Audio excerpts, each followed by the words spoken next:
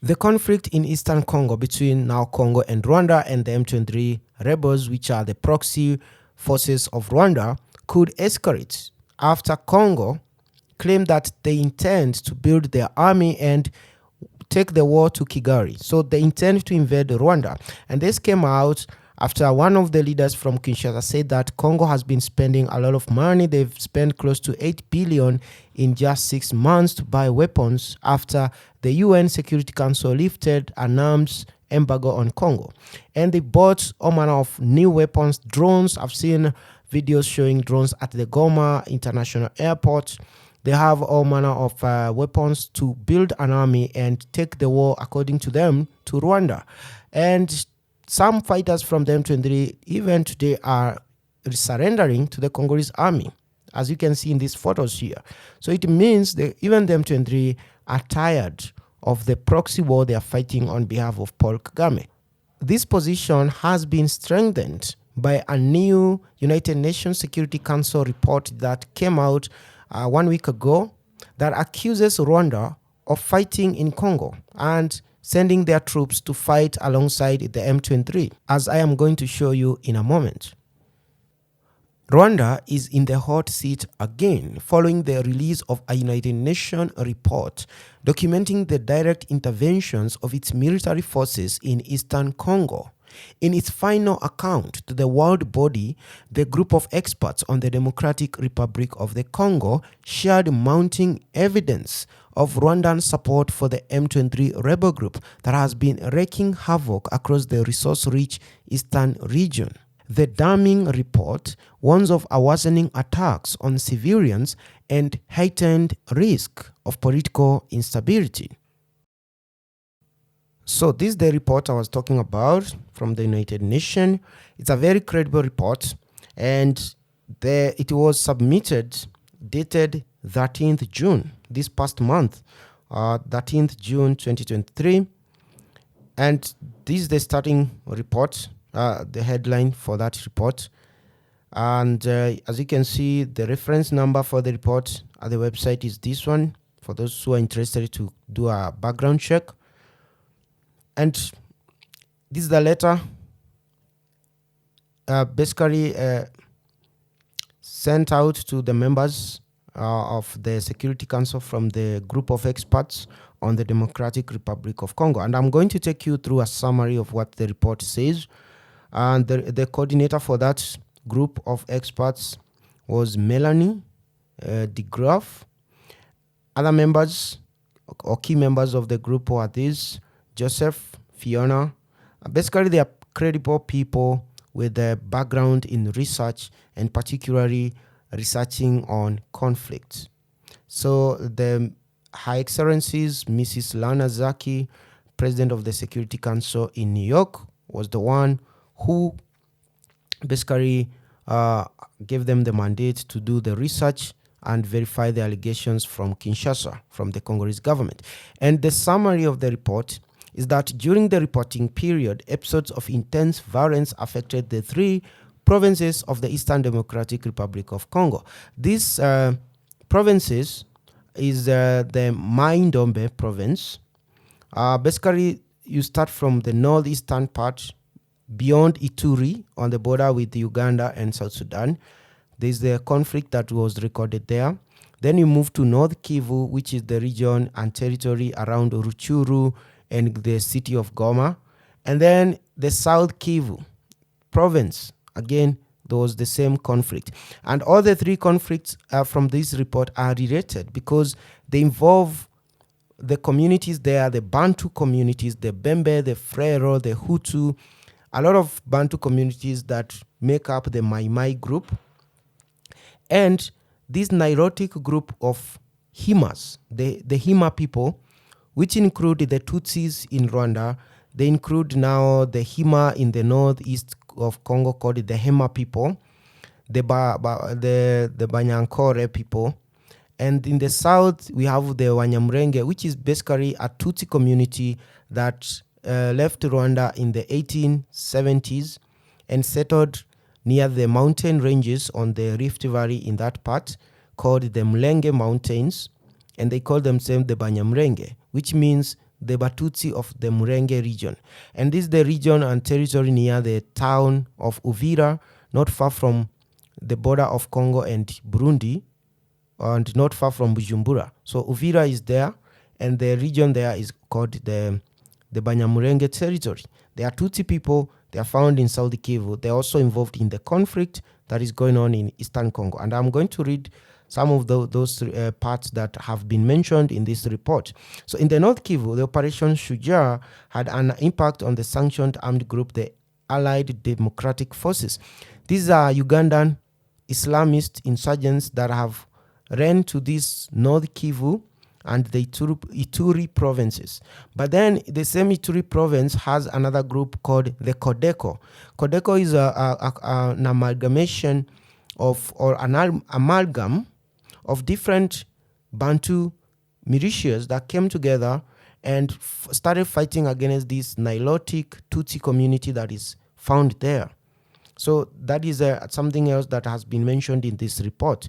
So for the ADF, they are fighting the Ugandan government. They also are affiliated to the Daesh, also known as the ISO group in Middle East. They are calling themselves Islamists. And recently they went to this high school, killed the boys and took away the girls. So they are basically also doing that in that territory, and they take all the media attention when there is also an underlying fighting that is going on between Codeco and this Tutsi community there. But I'll be coming to that later. So in the report, they say that despite bilateral, regional and international efforts to de-escalate the crisis related to the M23, the sanctioned armed group continued to significantly expand its territory and increase its attacks. So despite everything that is happening there, M23 keeps trying to capture more territory because their goal, as I said in a previous video, is to annex that territory and kick out all the Bantu people that live there through fighting or basically ethnic cleansing, as we saw in that village in Kishishe and Kibumba, where they killed 300 Bantu people. So they want to basically do what they were doing in Rwanda in 1994 and before that, to kill Bantu people. But then they try to twist around the evidence and pretend that it's the Bantu people who are killing the Tutsis.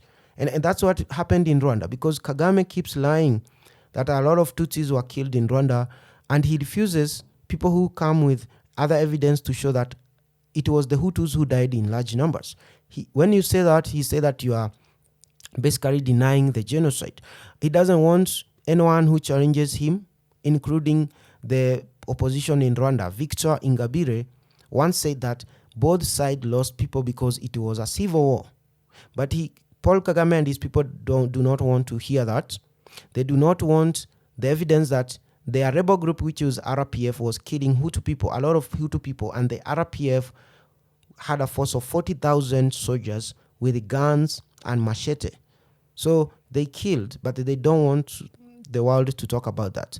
Today, we have the same scenario, but we are seeing that it's the M23, which is a Hutu rebel group, killing the Bantus in Congo. So the report goes ahead to say that the variety of the M23 military equipment, some produced very recently, provided insight into the significant firepower of the armed group and attested to violations of the arms embargo. Now, the Congo, DRC, has been on embargo to buy weapons since 2003. This arms embargo was lifted in November last year. But M23 started attacking in June last year, and they had these new guns, new rockets, new anti-aircraft weapons, very new. And these weapons have been traced back to the government inventory in Rwanda, in Kigali. So the RDF, the Rwandan Defense Forces, buys weapons and passes them over to the M23. There is also evidence in the report that more than 500 M23 fighters are actually active members in the Rwandan Defense Forces. So they are earning a salary in Rwanda while they are fighting in Congo. In other words, Rwanda sent their troops to Congo to fight. That's what the report found. So the group of experts obtained further evidence of direct interventions by the Rwanda Defense Forces on the DRC territory, either to reinforce the M23 combatant or to conduct military operations against the forces of FDLR rebels or local armed groups. And these RDF commanders and officials were coordinating these attacks. So that's what I just said. Rwandan troops are inside Congo fighting on Congolese soil. So the report found that. So then it goes ahead to say that violence escalated through the province, that is the North Ituri province, the northeastern Congo, near the border with the South Sudan. So the violence there escalated, also extending to Mahagi. You can Google that town. And Irumu territories. Now, this is very close to South Sudan. Reprisal attacks on civilians by Codeco. Now, this is the group I talked about, made up of Bantu militias in that region. And the Zaire reflected growing tensions between the Lendu. Now, the Bantu people there are called the Lendu. They were fighting the Hema communities. Now, the Hema or the Hima or the Bahima people are Tutsis in the Ituri province. And they were fighting with this Lendu who belonged to the group called the Codeco. And Codeco URDPC was by far the most belligerent group, conducting systematic, brutal, large-scale and well-coordinated attacks on villages, killing mainly civilians. So the reason why Codeco is fighting is because Codeco is part of the Mai Mai group that are fighting what they are calling the Batutsi and Banyarwanda people. So because of what is happening in Goma, there is a kind of a pattern of hatred and xenophobic attacks against anyone they perceive to have a connection with Rwanda, whether by ethnic link or language. So if you speak Akinyarwanda or they suspect you to belong to the wider Hima Tutsi community, then you are fair game. You can be attacked. Because the Bantus in Congo are almost the same. They belong to one group that is related, even linguistically. The Bembe, the Frelo, the Lendu, the Lingara, the Hutu, they have the same characteristic and linguistic characteristics. So they see themselves as brothers, and anyone who is Nilotic there, they have to attack because these are Kagame people. That's what they say.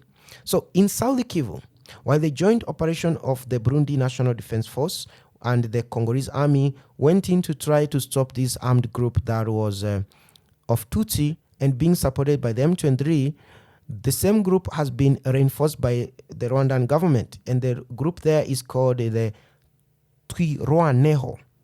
And this group, located in around Mwenga, Uvira, and the Fizi territories, is of Banyamulenge youth, or Banyamulenge people, and it is attacking Bantu communities like the Frero and the Bembe, and they are getting their weapons from Rwanda. And from this report, they say that Twirwaneho continued to finance itself through local taxation schemes and funding from the Banyamulenge diaspora. These are people who are living in the regions of the United States of America and Canada.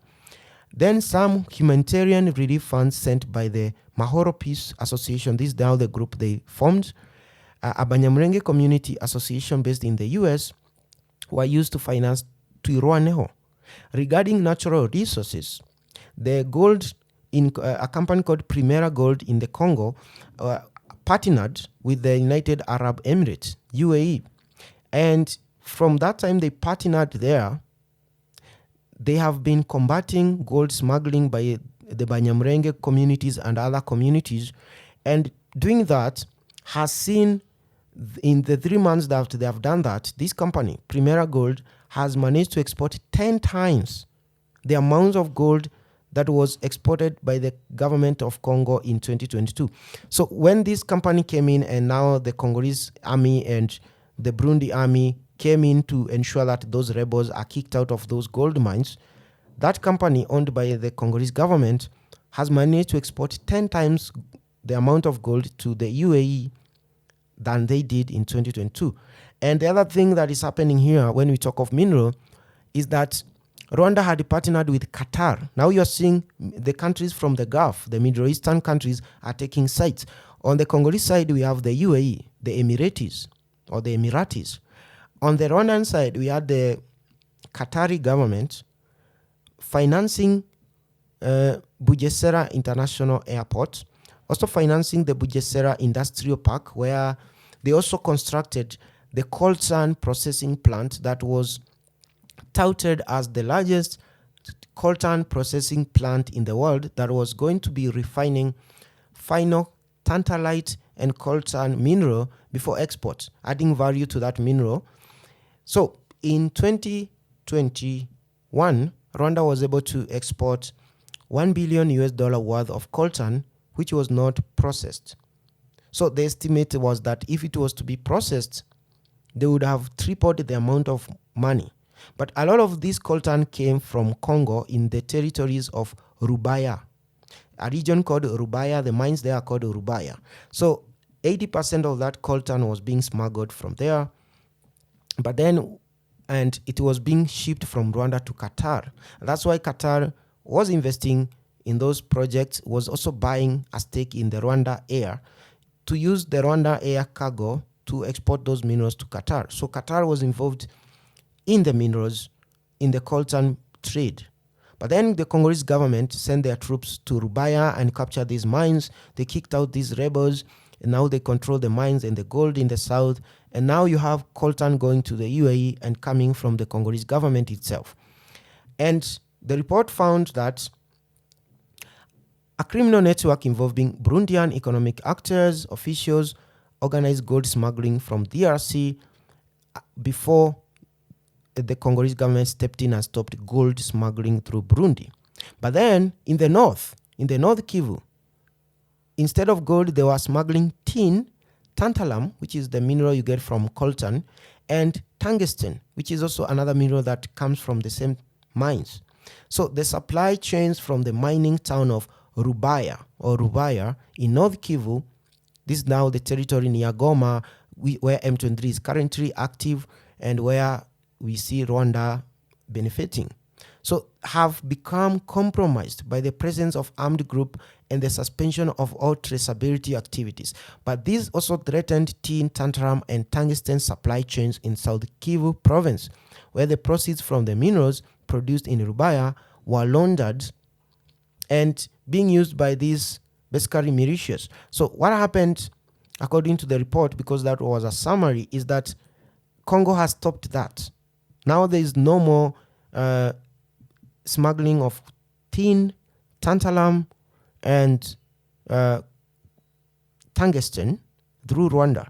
And that's why Rwanda now is not joking. They want to kind of annex that territory, because you see they had so many plans to make Rwanda the Singapore of Africa through that Bugesera International Airport, making Rwanda the transport hub or air travel hub in Africa. They also had big dreams about the Bugesera Industrial Park, which was going to be an industrial park, particularly in minerals. Now Congo has decided to end that dream. And that's why Paul Kagame is not playing around. And then you see the UAE coming in to replace Qatar to benefit from these now minerals. But in this, instead of the rebels being the ones now moving the minerals, it's the Congolese government that is benefiting from these minerals. And we've seen that the amount the Congolese government is now exporting is 10 times what they were exporting before they started the crackdown on these on these rebels. Now that you understand what is going on there, is that Congo is now spending a lot of money. They have so far spent $7 billion from November last year to buy weapons. They actually overspent until they were running out of foreign currency. There's a new report that says that Congo got about 203 million from the IMF loan to boost their, dwindling foreign currency reserves. Basically, they are running out of dollars. And currently they have about 4.5 billion, according to this article you can see here. They have currently 4.5 billion, which will only cover for 2 months of what they're importing. Congo is importing a lot of weapons. Today, if you go to the website called the CIPRI website and you look up Congo, you'll find they have spent around $8 billion in a very short 6 months to buy weapons.